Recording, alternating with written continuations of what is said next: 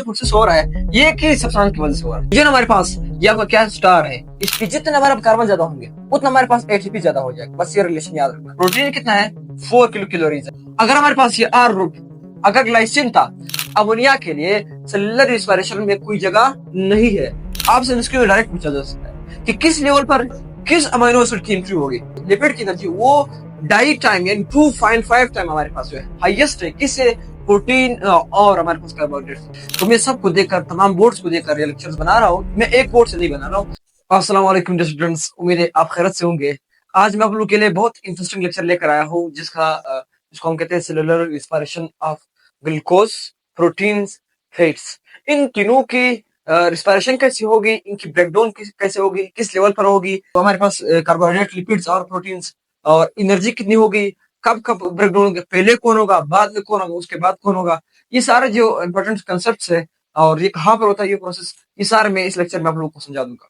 तो चलो शुरू करते हैं। यहाँ पर सेलुलर रिस्पायरेशन ऑफ प्रोटीन पेड्स देखा मैंने आप लोग को पढ़ाया था कार्बोहाइड्रेट्स का 4 लेवल तक, glycolysis, oxidation of pyruvic acid, Krebs cycle, electron transport से। वो तो था ग्लूकोज के लिए। ग्लूकोज ने यहाँ से आकर जब हमारे पास यहाँ पर देख लिया, ग्लूकोज तो यहाँ से आना था ग्लाइकोलाइसिस में, ग्लाइकोलाइसिस में, और यहाँ से पूरा प्रोसेस था क्रेब्स साइकिल, इलेक्ट्रॉन ट्रांसपोर्ट चलता है। वो तो उसने ग्लूकोज, एटीपी जो भी था वो बन गया। अब बारी आती है, सवाल ये पैदा होता है कि हम तो लिपिड भी खाते हैं, प्रोटीन्स भी तो खाते हैं, वो फिर कहा जाते हैं। इसका जवाब ये है कि मैं आप लोगों को बता रहा हूँ कि हमारे पास ये लिपिड्स और प्रोटीन हमारे पास ये भी हमारे पास अपने आप को कार्बोहाइड्रेट की तरह हमारी बॉडी में क्या करते हैं, कंज्यूम करते हैं, एनर्जी प्रोडक्शन करते हैं। लेकिन किस तरह? ये अपने को कन्वर्ट कर देते हैं इस साइकिल के लिए, अपने जो केमिकल कंपोजिशन है ना उसको तोड़ देते हैं। उसके लिए फिर क्या करते हैं, यही जो हमारे पास लिपिड है, यही जो हमारे पास ये प्रोटीन है, यहाँ पर इंटर हो जाता है किसी भी लेवल पर। यहाँ पर अगर मैं फैट्स की बात करूँ, ये देख ले मेरे पास क्या है यहाँ पर, ये मेरे पास फैट्स है। फैट्स क्या करते हैं, मेरे का फैट किस दो चीजों से बनी हुई है। पहला हमारे पास है ग्लाइसरोल, दूसरा हमारे पास है फैटी एसिड। ग्लाइसरोल क्या है? अल्कोहल है। फैटी एसिड क्या है? एसिड है। बस सिंपल सी बात है। ये देख ले मेरे पास फैटी एसिड है और ग्लाइसरोल है, ये दोनों मिलकर एक हमारे पास फैट्स या लिपिड बनाते हैं। अब लिपिड जब क्या करेगा, लिपिड मेरे पास देख लो, लिपिड हमारे पास जब ब्रेकडाउन के लिए आएगा इस साइकिल के लिए, इस साइकिल में जब एंट्री इसकी होगी तो ये क्या करेगा, खुद को तोड़ देगा। एक अल्कोहल को भी अलग कर देगा, ग्लाइसरोल अल्कोहल इसके अंदर है, और फैटी एसिड को भी अपने से अलग कर देगा। अब हमारे पास क्या होता है, ये जो अल्कोहल है ना, अल्कोहल हमारे पास ये बहुत फिट है। एक लेवल यहाँ पर आता है, उसको हम कहते हैं ग्लाइसोल्डिहाइड 3-फॉस्फेट। ये ग्लाइकोलाइसिस का एक स्टेज है, पांचवा स्टेप है इसका, ये पांचवा स्टेप है ग्लाइकोलाइसिस का। यहाँ पर ये जो ग्लाइसोल्डिहाइड 3-फॉस्फेट है, इसका जो शेप है और इसका जो कंपोजिशन स्ट्रक्चर है वो सेम है ग्लाइसरोल की तरह। इसी तरह हम यहाँ पर क्या कहेंगे, फिर होता क्या है, ये जो मेरे पास ग्लाइसरोल अल्कोहल है, इसमें यहाँ पर इस कार्बन के ऊपर क्या आ जाता है, कार्बन नंबर 3 पर क्या आ जाता है, फॉस्फेट आ जाता है। तो इस हमारे पास क्या इससे जो स्ट्रक्चर बन जाता है इसको हम कहेंगे ग्लाइसोल्डिहाइड 3-फॉस्फेट हम कहेंगे। यहाँ पर जो एक स्ट्रक्चर हमारे पास बन जाता है, यहाँ पर आप देख लिए हमारे पास यहाँ पर एक स्ट्रक्चर बनेगा। जो पहले अल्कोहल था ना उसका हमारे पास क्या हो जाएगा, यहाँ पर देख लो, यहाँ पर आप देख लिया हमारे पास यहाँ पर क्या बना, कार्बन डबल बॉन्ड ऑक्सीजन बना। यहाँ पर देख ले कार्बन डबल बॉन्ड ऑक्सीजन हमारे पास बना, और यहाँ पर H बना। तो ये मेरे पास कौन सा ग्रुप है, एल्डिहाइड ग्रुप है। तो यहाँ पर देख ग्लाइसरोल एल्डिहाइड, एल्डिहाइड ग्रुप भी बना। 3-फॉस्फेट का मतलब ये है कि ये मेरे पास देखा कार्बन नंबर 1 है, कार्बन नंबर 2 है, कार्बन नंबर 3 है। तो कार्बन नंबर 3 पर हमारे पास क्या आया, फॉस्फेट आया। यहाँ तक तो आपको बात समझ आ गई, सही। अब ये जो स्ट्रक्चर है ये क्या करेगा, ये पेट्स हमारे पास यहाँ से रवाना हो जाएगा, रवाना इधर ग्लाइकोलाइसिस के इस लेवल पर इसकी एंट्री हो जाएगी। यानी बात का मकसद ये कि ग्लाइकोलाइसिस वाला स्टेप जो है ये मिस कर देगा। ये यहाँ से आकर हमारे पास डायरेक्ट ग्लाइसोल्डिहाइड 3-फॉस्फेट में इंटर हो जाएगा। यहाँ से जितने भी एटीपी एनएडीएच बनेंगे, इलेक्ट्रॉन ट्रांसपोर्ट चेन तक, ये सारे फिर ये वाला काम पेट हमें एनर्जी दे देगा। अब कितनी एनर्जी देता है वो मैं आगे वहां पर वैल्यू सारे लिखवा दूंगा। अगले स्टेप में जो इसका जो ग्लाइसरोल था, ग्लाइसरोल क्या करता है यहाँ पर, इसका जो ग्लाइसरोल हमारे पास, इसका जो स्ट्रक्चर है इसके अंदर हमारे पास एसिड मौजूद है, कार्बोक्सिलिक एसिड मौजूद है। लेकिन ये इसकी एंट्री कहाँ पर होगी, इसकी एंट्री हमारे पास जो है वो ग्लाइकोलाइसिस के बाद हमारे पास एक स्टेप आता है, वो है एसिटाइल कोए, जो ऑक्सीडेशन ऑफ फॉरमिक एसिड के बाद बन जाता है। यानी ये क्रेब्स साइकिल आप इसको कह सकते हैं। क्रेब्स साइकिल में एंट्री के लिए जो हमारे पास बनता है उसको हम कहेंगे एसिटाइल कोए। अब एसिटाइल को ए जो स्ट्रक्चर है उसका वो इसी फैटी एसिड का भी है। अब सवाल ये है कि किस तरह है। अब देख ले एक एसिटाइल कोए के अंदर हमारे पास कितने कार्बन है, 2 कार्बन है, 2 कार्बन है मेरे पास, सही। अरे एसिटाइल को एक अंदर देखिए इसका स्ट्रक्चर ऐसा होता है, मेरे पास 2 कार्बन हमारे पास, 2 कार्बन का स्ट्रक्चर है हमारे पास, और इसके साथ एक को एंजाइम हमारे पास जो है अटैच है यहाँ पर। को एंजाइम हमारे पास यहाँ पर अटैच, ये जिसका स्ट्रक्चर है। लेकिन यहाँ पर भी देख ले, दो दो कार्बन है हमारे पास। यहाँ पर मैं आपके लिए एक सही सा स्ट्रक्चर ड्रा करूं, यहाँ पर आप देख ले, एक फैटी एसिड है हमारे पास जिसके अंदर कितने कार्बन है, 4 कार्बन है। सही है। अब ये फैटी एसिड क्या करेगा, अब यहाँ पर ये अपने आप को तोड़ देगा कि यहाँ से दरमियान से इसके बॉन्ड टूट जाएंगे। यहाँ से क्या बन जाएगा, ये हमारे पास एक अलग हो गया और दूसरा हमारे पास अलग हुआ। अब यहाँ पर आप देख ले, ये जो 2 कार्बन है ये अलग हो गए, ये 2 अलग हो गए, ये 2 अलग हो गए। अब दो दो कार्बन हमारे पास, यहाँ से इसकी एंट्री क्या इसिटाइल को एक लेवल पर हो जाएगी। क्योंकि आपसे अगर कोई सवाल आपसे पूछे कि ये यहाँ पर क्यों इसकी एंट्री नहीं हुई, इसकी एंट्री का ये इधर क्यों नहीं हुई, आपने बताना है कि इसका जो कंपोजिशन है, इसका जो स्ट्रक्चर है, ये इसने जहां पर जाना है उसके जो सिमिलरिटी उस स्ट्रक्चर के लिए चाहिए वो ये कर सकता है। यही आपके पास जो कार्बोक्सिलिक एसिड है ये फॉस्फेट वाला स्ट्रक्चर इख्तियार नहीं कर सकता है। इसके अंदर तो कोई हमारे पास ये एल्डिहाइड ग्रुप है नहीं, ये तो कार्बोक्सिलिक ग्रुप है, carbon double bond O H यहाँ पर मौजूद है। वहां पर हमारे पास क्या बना था, एच बना था, यहाँ पर ओ एच है, ये तो बन नहीं सकता है। इसीलिए ये कार्बोक्सिलिक एसिड जो है, या अभी क्या होगा यहाँ पर, ये मेरे पास ये जो यहाँ पर ये बॉन्डिंग टूट जाएगा, यहाँ पर देख लो हमारे पास क्या बन जाएगा, ये 2 कार्बन भी अलग हो जाएंगे। स्टूडेंट्स यहाँ पर गौर से देख लो, ये 2 कार्बन भी हमारे पास क्या हुआ है, अलग हो गए। अब देख लो, अब यहाँ पर हमारे पास ये दो कार्बन फिर अलग हो जाएंगे, ये भी यहाँ से इसकी एंट्री यहाँ पर हो जाएगी। अब दो हम कार्बन मिलकर हमारे पास जो है 9 एसिटाइल को बनाएंगे। चल अगर हमारे पास यहाँ पर कितने, अब ये मेरे पास कितने, 1 2 3 4 5 6, तो ये हमारे पास अगर आपके पास 4 कार्बन वाले 3 हमारे पास क्या मौजूद है, फैटी एसिड मौजूद है, तो ये हमारे पास कितने एसिटाइल को बनाएंगे, 6 एसिटाइल को। यहाँ पर इस वैल्यू को याद रखना, एमसीक्यू भी आ सकता है इस वजह से। आप आपके साथ क्या कितने बने, आपने बताना है कि 6 एसिटाइल को बना, एसिटाइल को आपके साथ बन जाएंगे। सही है, यहाँ पर इसकी क्या हो जाएगी, एंट्री हो जाएगी, 6 एसिटाइल को है। अगर आपके पास, यानी आपके पास टोटल कितने कार्बन यहाँ पर देख लिए, 4 8 12, 12 कार्बन है ना, तो 12 टूट के हमारे पास दो दो बन गए, तो 6 आ गए, 6 एसिटाइल को यहाँ पर इसकी एंट्री हो जाए। अगर मैं बात करूं, ये तो मेरी सिंपल सी बात है, अभी और भी इंपॉर्टेंट चीजें आने वाली है। यहाँ पर देख लो, अगर मैं प्रोटीन की तरफ आ जाऊं, प्रोटीन क्या करेंगे, यही प्रोटीन है मेरे पास, एक मेरे पास स्ट्रक्चर है, यहाँ पर मैं आपके सामने लिख रहा हूँ। मेरे पास एक स्ट्रक्चर है हमारे पास किस चीज का, प्रोटीन का। ये आप देख ले, हमारे पास यहाँ पर कार्बन है, यहाँ पर हमारे पास क्या मौजूद है, आर ग्रुप हमारे पास मौजूद है, ये तो इसका अपना हाइड्रोजन है। ये हमारे पास क्या है, अमाइन है, अमाइन ग्रुप हमारे पास मौजूद है। अब ये एक स्ट्रक्चर हो गया, सही। अब यहाँ पर होता क्या है, ये जो अमोनिया है हमारे पास, प्रोटीन जब क्या करेगा, प्रोटीन हमारे पास जब प्रोटीन जब एंट्री करेगा हमारी बॉडी में, मिसाल के तौर पर कार्बोहाइड्रेट खत्म हो गया, सही, फिर हमें एनर्जी कैसे मिलेगी, आपके पास प्रोटीन भी मौजूद है, आपके पास लिपिड भी मौजूद है। अगर आपके पास प्रोटीन मौजूद है तो फिर एनर्जी आप कैसे लेंगे, क्योंकि एनर्जी लेने के लिए आपने बॉडी में इस प्रोसेस को फॉलो करना पड़ेगा, चाहे जो भी चीज आ जाए। अगर आपकी बॉडी उस एनर्जी अचीव करना चाहती है तो उसको ये प्रोसेस अख्तियार करना पड़ेगा। अभी अगर प्रोटीन चाहे कि ठीक है, कार्बोहाइड्रेट हमारे पास क्या हो गए, खत्म हो गए, कार्बोहाइड्रेट क्या हो गए, खत्म हो गए, अब हमारे पास प्रोटीन आ गए मिसाल के तौर पर, तो प्रोटीन ने क्या करना है, सबसे पहले अपने इस अमाइन ग्रुप को निकाल देना है। क्या करना है, मैं यहाँ पर लिखूंगा डी अमाइनेशन करना है, अमाइनेशन करना है, डी अमाइनेशन, डी अमाइनेशन करेगा। डी अमाइनेशन का मतलब, डी का मतलब निकाल देना, अमाइन का मतलब अमाइन ग्रुप, तो अमाइना ग्रुप आपने निकाल दिया, सही। अब यहाँ पर क्या होगा, मिसाल के तौर पर अगर डिपेंड करता है कि किस लेवल पर एंट्री होगी, वो उसके आर ग्रुप पे डिपेंड करेगा। अगर हमारे पास ये आर ग्रुप, अगर ग्लाइसिन था, क्या था ग्लाइसिन, हमारे पास एच हमारे पास जो है, अगर हमारे पास ग्लाइसिन होता है, एच अगर एच आ जाए आर ग्रुप की जगह, वेरिएंट ग्रुप मैंने पढ़ाया है, कंप्लीट लेक्चर है इस पर, अगर एच आ जाए तो ग्लाइसिन है, तो ग्लाइसिन कहां पर एंट्री होगी, ग्लाइसिन हमारे पास जो है वो हमारे पास एसिटाइल को यानी क्रेब्स साइकिल में इसकी एंट्री हो जाएगी। यहाँ पर क्रेब्स साइकिल में जो है ग्लाइसिन यहाँ पर एंट्री होगी, और एसिटाइल को एक लेवल पर, इसके अंदर भी कितने कार्बन है, 2 कार्बन है मेरे पास, ये देखिए 2 कार्बन, कार्बन 1 है, कार्बन 2 है। Ammonia group deamination is necessary for cellular respiration because there is no place for ammonia in cellular respiration। Ammonia के लिए सेलुलर रिस्पायरेशन में कोई जगह नहीं है, इसलिए जब भी हमारे पास सेलुलर रिस्पायरेशन होगा तो अमोनिया क्या करेगा, निकलेगा यहाँ से, इसीलिए यहाँ पर अमोनिया निकल गया, ये बेसिक रूल है। अब 2 कार्बन से बचे, तो 2 कार्बन हमारे पास कहां पर एंट्री हुई, एसिटाइल को ए पर। एसिटाइल को ए कितने कार्बन का है, खुद 2 कार्बन का है। यहाँ से जो पेट एंट्री हुए थे वो भी 2 कार्बन वाले बन के, यहाँ से जो अमीनो एसिड आया, प्रोटीन आया, जो अमीनो एसिड यहाँ से, वो भी 2 कार्बन बन के आया। अब अगर मैं बात करूं इसी आर ग्रुप की जगह अगर मेरे पास क्या आ जाए, एलेनिन आ जाए, मिथाइल ग्रुप आ जाए, मिथाइल ग्रुप हमारे पास आ जाए, फिर यही हमारे पास हो ये वाला, अगर मिथाइल ग्रुप हमारे पास आ जाए, फिर कहां पर इसकी एंट्री होगी, फिर हमारे पास एलेनिन की जो एंट्री वो पाइरुवेट के लेवल पर होगी।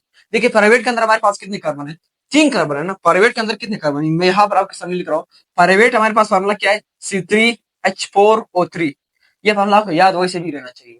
देखिए 3 कार्बन इसके अंदर मौजूद है, 3 कार्बन। तो हमारे पास अगर हमारे पास यहाँ पर इल्लिन आ जाए तो कितने कार्बन हुए? एक कार्बन इस आर ग्रुप की जगह पर जो मिथाइल ग्रुप आया, एक कार्बन ये हो गया, एक कार्बोक्सिलिक कार्बन, एक अपना सेंट्रल कार्बन, तो 3 कार्बन हुए। तो 3 कार्बन वाला अगर आएगा फिर वो हमारे पास ग्लाइसिन की जगह नहीं आ सकता है, क्योंकि यहाँ के 2 कार्बन चाहिए। सही है, यहाँ पर पायरुवेट के लिए 3 कार्बन चाहिए, तो 3 कार्बन बन के फिर एलिनिन में आ जाएगा, फिर ग्लाइसिन में नहीं आएगा। इसका फिर पायरुवेट के स्टेप से यहाँ से फिर इसकी रिफरेशन शुरू हो जाएगी। यहाँ से जितनी एटीपी बनाएगा वो पहले 2 स्टेप मिस करके यहाँ से जो है फिर जितने एटीपी बन सकते हैं वो बन जाएंगे। यहाँ पर आगे फिर देख ले, अगर मेरे पास एक कार्बोक्सिलेट ग्रुप आ जाए, अगर मेरे पास इस आर ग्रुप की जगह यहाँ पर मेरे पास एक ग्रुप आ जाए, मैं यहाँ पर लिखूंगा, यहाँ पर मेरे पास अगर कार्बोक्सिलेट ग्रुप आ जाए, कार्बोक्सिलिक ग्रुप आ जाए, एसिडिक ग्रुप आ जाए, फिर इसकी एंट्री कहां पर होगी? फिर हमारे पास जिस स्टेट आ जाएगा कर्व साइकिल के अंदर इसकी एंट्री हो जाएगी। यहाँ पर मैं क्या कह रहा हूँ ये देख लो। मैंने आपके लिए एक एग्जांपल लिया है कि प्रोपेनोएट का एग्जांपल है। देखिए 1 कार्बन, 2 कार्बन, 3 कार्बन, 3 कार्बन का एक कंपाउंड में इसका स्ट्रक्चर इधर आपके लिए फिर लिख लिया, यहाँ पर मैं लिख रहा हूँ। ये एक ऐसा स्ट्रक्चर है, ये देख ले, ये मेरे पास एक स्ट्रक्चर है CH3 3H2, और यहाँ पर देख लो C डबल बॉन्ड O और ऑक्स, ये सिंगल बॉन्ड डबल बॉन्ड, ये हमारे पास क्या हुआ? ये देखिए डबल बॉन्ड हमारे पास, और यहाँ पर देखिए ये मेरे पास कार्बोक्सिलिक ग्रुप है, double bond oxygen, single bond oxygen. सही, ये मेरे पास क्या कार्बोक्सिलिक ग्रुप। अब कार्बोक्सिलिक ग्रुप अब 3 कार्बन वाला है, जब इसकी एंट्री होगी तो कहां पर स्टेट आ जाएगा? हमारे पास ये अल्फा कीटो ग्लूटेरेट के लेवल पे आ जाएगा। आपसे इसके डायरेक्ट पूछा जा सकता है कि किस लेवल पर किस अमीनो एसिड की एंट्री होगी, आपने बताना है। यहाँ पर देख लो, ये हमारे पास यहाँ पर क्रेब्स साइकिल में आ जाएगा।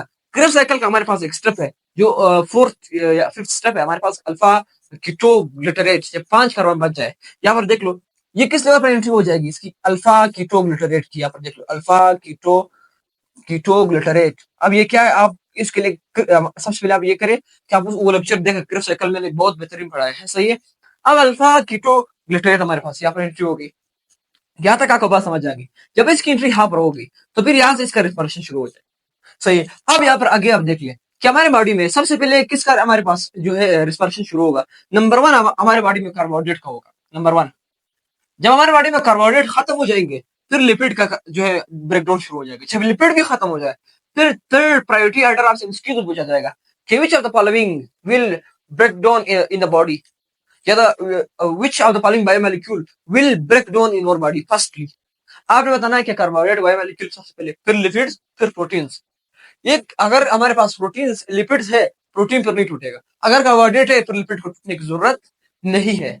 अब आगे आप इसमें देख ले कि एनर्जी इसमें कौन हाईएस्ट देता है। याद रखना लिपिड्स की जो एनर्जी है, लिपिड की एनर्जी वो डाई टाइम यानी 2.5 टाइम हमारे पास जो है हाईएस्ट है, किससे? प्रोटीन और हमारे पास कार्बोहाइड्रेट से। सवाल ये पैदा होता है कि why the lipid gives more energy than carbohydrates and proteins. मैंने क्या बात कही? मैंने कहा यहाँ पर मैं लिखूंगा, मैं यहाँ पर लिखूंगा, मैं कहता हूँ प्रोटीन्स हमारे पास जो है, हमारे पास जो एनर्जी है मैं यहाँ पर लिखूंगा, मैं इसका वैल्यू लिखूंगा, आपको याद रहना चाहिए 2.5 टाइम हमारे पास, 2.5 टाइम हमारे पास जो है ग्रेटर में यहाँ पर लिखूंगा, ग्रेटर, ग्रेटर में यहाँ पर लिखूंगा, यहाँ पर मैं लिखूंगा ग्रेटर देन, किससे ग्रेटर होगा? 2 चीजें मैं यहाँ पर लिखूंगा, प्रोटीन में सबसे पहले लिखूंगा, प्रोटीन्स में लिखूंगा, और दूसरा मेरे पास क्या होगा? यहाँ पर मैं कार्बोहाइड्रेट लिखूंगा, यहाँ पर मैं क्या लिखूंगा? कार्बोहाइड्रेट्स में यहाँ पर लिख दूंगा। ये मैंने क्या लिखा? Greater than proteins and carbohydrates. ये तो स्टूडेंट्स आपको बात समझ आ गई है। अब मैंने ये 2.5 टाइम क्यों ग्रेटर होगा, याद रखना कि लिपिड्स के अंदर आपने यहाँ पर देखा कि एक लिपिड हमारे पास आया, उसने 6 एसिटाइल कोए बनाए, लेकिन एक अमीनो एसिड आता है तो एक स्टेप एंट्री हो जाता है तो एक सिंपल बच जाता है। कार्बोहाइड्रेट इसी तरह था, एक एक सिंपल आ रहा था और इधर ब्रेकडाउन हो रहा था। लेकिन आप देखिए एसिटाइल कोए हमारे पास, कार्बन जहां पर कार्बन हाइड्रोजन बॉन्ड ज्यादा होंगे वो एनर्जी हाईएस्ट देगा। इधर हमारे पास जो है कार्बन हाइड्रोजन बॉन्ड जो है वो बहुत ज्यादा है बनस्बत किसके? कार्बन हाइड्रोजन बॉन्ड यहाँ पर बहुत ज्यादा है। कार्बन हाइड्रोजन बॉन्ड हमारे पास एटीपी प्रोडक्शन का सबसे पहला सोर्स है। हमारे पास एटीपी प्रोडक्शन जो है, एटीपी हमारे पास हाईएस्ट लेवल इसकी वजह से होगी। हाईएस्ट लेवल कब होगी? जब कार्बन हाइड्रोजन बॉन्ड ज्यादा हो। ये कहां पर ज्यादा है मेरे पास? ये मेरे पास ज्यादा है यहाँ पर एसिटाइल या आप कह सकते हैं क्रेब्स साइकिल में, क्योंकि लिपिड ये सबसे ज्यादा देता है। लेकिन आप एक अमीनो एसिड के अंदर आप देख ले, यहाँ पर आपको कार्बन हाइड्रोजन बॉन्ड जो है वो हमारे पास उस लेवल का नहीं है, सही है, जितना यहाँ पर हमारे पास कार्बन हाइड्रोजन बॉन्ड जो है टूटेंगे। सही है, यहाँ तक बात आपको बिल्कुल समझ आ गई होगी स्टूडेंट्स मेरी, बिल्कुल यही, क्योंकि इससे इजी तरीका हो नहीं सकता है। और एक स्टूडेंट एक और बात याद रखना, ये डीअमाइनेशन का प्रोसेस और ये 2.5 जो हमारे पास एनर्जी है, ये कितना हाईएस्ट है, ये सारा प्रोसेस कहाँ पर हो रहा है, ये जो प्रोसेस है ये आपके साइटोप्लाज्म के अंदर हो रहा है, ये आपको पता होना चाहिए। आपके साइटोप्लाज्म के अंदर ये सारा प्रोसेस होता है, किधर, सेल के अंदर साइटोप्लाज्म है, साइटोप्लाज्म के अंदर यही ग्लाइकोलाइसिस होता है, ये फिर आके माइटोकॉन्ड्रिया के अंदर, फिर हमारे पास यही माइटोकॉन्ड्रिया के अंदर सारा प्रोसेस खत्म होके जो है एनर्जी बनने जो लग जाता है। ये एक बात आप याद रखना, हमारे पास जो हमारे पास जहां पर नंबर ऑफ कार्बन ज्यादा होंगे वहां पर हमारे पास एटीपी जो है वो ज्यादा होगी। मैंने क्या कहा, मैं यहाँ पर आपके सामने लिख रहा हूँ, जैसे मैंने यहाँ क्या आपको एग्जाम्पल दिया, मैंने आपसे ये कहा कि जितने नंबर ऑफ कार्बन ज्यादा होंगे उतना हमारे पास एटीपी ज्यादा हो जाएगा, बस ये रिलेशन याद रखना। जहां पर कार्बन ज्यादा होंगे, आप देख ले, यहाँ पर कार्बन ज्यादा है, एक एक लिपिड के अंदर कितने कार्बन है, 1 2 3 4 5 6 7 8 9 10 11 12 13 14 15 16, यानी एक लिपिड के अंदर 16 कार्बन है। और आप यहाँ पर आ जाए, यहाँ पर एक अमीनो एसिड के अंदर कितने कार्बन है, यहाँ पर आप देख लिया 1 2 3, यहाँ पर 3 कार्बन है, 3 आप समझ लिया, 4 भी कर लिए, इसमें आप 5 6 कर लिए, यहाँ पर एक लिपिड के अंदर 16 कार्बन है। तो यहाँ पर कार्बन नंबर ज्यादा है लिपिड में, तो उसकी एनर्जी भी 2.5 टाइम ग्रेटर है, क्योंकि मैं यहाँ पर आपको लिखवा लूं, लिपिड हमारे पास जो एनर्जी देगी वो 9 किलो कैलोरीज है, 9 किलो कैलोरीज। प्रोटीन कितना है, 4 किलो कैलोरीज है, ठीक है, यहाँ पर मैं लिखूंगा कैलोरीज। इसी तरह आप कार्बोहाइड्रेट भी हमारे पास ऑलमोस्ट जो है आप उसको 4 किलो कैलोरीज कह सकते हैं, ये वैल्यू इसकी है 4 और ये 9 है हमारे पास। ये तो मैंने आपको ये चीजें आपको समझा दी कि नंबर ऑफ कार्बन के ऊपर ये हमारे पास क्या कर रहा है, डिपेंड कर रहा है, सही स्टूडेंट्स। और एक और याद रखना, यहाँ पर ये जो प्रोसेस हमारे पास हो रहा है, इस प्रोसेस को एक मैंने आपको बताना है, ये जो प्रोसेस हो रहा है ये किस सब्सटेंस की वजह से हो रहा है, याद रखना, उस वो हमारे पास है ऑक्सीजन। जब ऑक्सीजन होगा तो ये सारा प्रोसेस होगा, ऑक्सीजन के बगैर ये प्रोसेस नहीं हो सकता, याद रखना ये बात। ऑक्सीजन हमारे पास ये आपका क्या स्टार है इस प्रोसेस का, ऑक्सीजन की वजह से ही ये प्रोसेस हो रहा है। वो मैंने इलेक्ट्रॉन ट्रांसपोर्ट चेंज इसका बेसिक समझा दिया आपको कि कैसे ऑक्सीजन की जरूरत है, फुल कंप्लीटली आप समझाए। तो स्टूडेंट्स उम्मीद है आपको लेक्चर 100% समझ आ चुका होगा। तो अगर आपको लेक्चर पसंद आया है तो हमारे चैनल को लाइक भी करें, सब्सक्राइब करें, शेयर करें फिर अपने दोस्तों के साथ, ताकि उन तक भी ये नॉलेज पहुंच सके जल्द अज जल्द। आपके एग्जाम के प्रॉब्लम्स, आपकी जितने भी प्रॉब्लम्स एग्जाम में, जो भी एग्जाम है आपके, तो मैं सबको देखकर, तमाम बोर्ड्स को देखकर ये लेक्चर्स बना रहा हूँ। मैं एक बोर्ड से नहीं बना रहा हूँ, क्योंकि बहुत स्टूडेंट देखेंगे यार बोर्ड से, ताकि उनको प्रॉब्लम ना हो। और आप भी हमारे साथ मेहनत करते रहिए और अपना स्टडी जारी रखें। और आपने कभी हिम्मत नहीं हारनी है, जो मुझे जारी रखनी है, आप इंशाल्लाह सक्सेस इंशाल्लाह ले पाएंगे। और इसी के साथ साथ जो है हमारे व्हाट्सएप चैनल को भी फॉलो करें, वहां पर मैं नोट्स, बुक्स, जितने भी अपडेट्स है मैं वो व्हाट्सएप चैनल पर भेजता हूँ। और मैंने एक बेहतरीन डिक्शनरी के लिए आपको एक लिंक दिया है, वो आप उस डिक्शनरी को अपने बायोलॉजी के लिए इस्तेमाल कर सकते हैं। तो मिलते हैं स्टूडेंट्स अगले वेरी इंटरेस्टिंग लेक्चर के साथ। थैंक्स।